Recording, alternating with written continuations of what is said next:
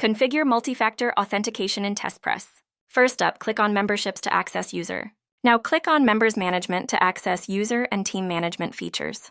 From here, click Add Member to invite new users to your organization. Following that, click Create User to add a new individual member to the organization. Fill in the required details like name, email ID, and password. Then, select the status to Super Admin or Staff to assign the member's role.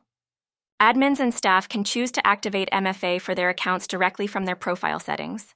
Click the Submit button to save all configured user permissions. Next, click on Institute to manage your institution settings.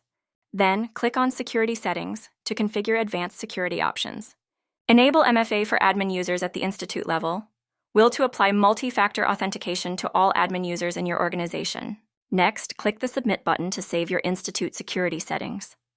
Enjoyed the guided demo? Learn more about our features and benefits on our website, testpress.tech.